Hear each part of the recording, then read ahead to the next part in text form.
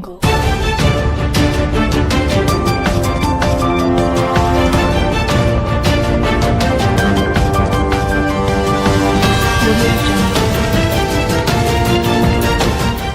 SNS 공유 및 댓글 SNS 클릭 수용 페이스북 트위터 카카오 스토리 SNS 공유 더보기 구글 플러스 병원 리포트 윤혁 양석균 교수 공동 연구팀 염증성장 질환은 평생 관리해야 하는 만성질환이다.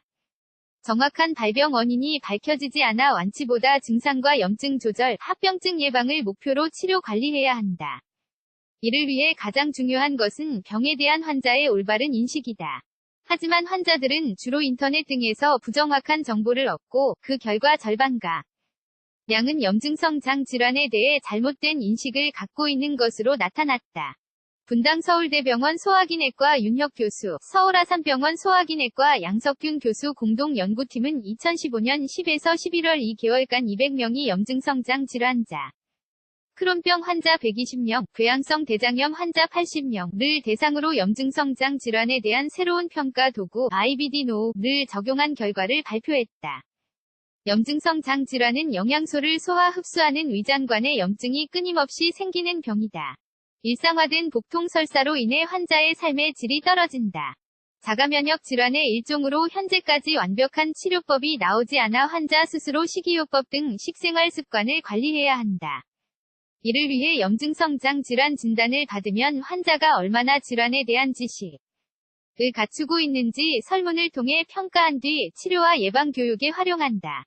새 평가 도구로 환자 200명 인식 조사. 한편 기존의 평가 도구 CCKNOW는 1999년 개발돼 최신 정보가 포함돼 있지 않고 영국에서 들여온 번역본이라 선택지가 스트레스와 감정적인 사건은 궤양성 대장염의 시작과 관련이 있다는 식으로 이해하기 어려웠다.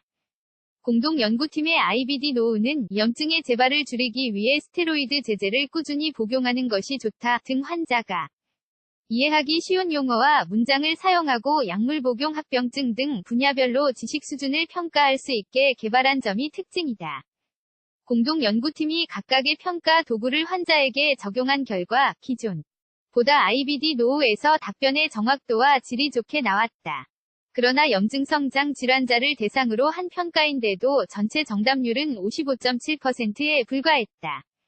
예컨대 염증성 장 질환자들은 흔히 커피 동물성 지방을 먹지 않아야 한다고 생각했지만 실제로 이런 음식은 질환 악화와 관계가 없다. 조사 결과에 따르면 염증성 장 질환자는 질병 정보를 위사 7% 다음으로 인터넷 72.5% 중복응답에서 얻었다. 의사 등 전문가 의견 못지않게 인터넷 등에 나온 부정확한 정보를 신뢰하는 경우가 많았다. 연구를 주도한 분당 서울대병원 소화기내과 윤혁 교수는 염증성 장 질환에 대한 올바른 지식은 환자의 삶의 질을 좌우한다며 병과 관련된 정보를 광고나 오류 확률이 높은 인터넷에서 찾지 말고 전문가와 상의해 확인하는 것이 바람직하다고 말했다. 박정열 기자 PARK.JUNGRIUL /JOONGANG.CO.KR 태그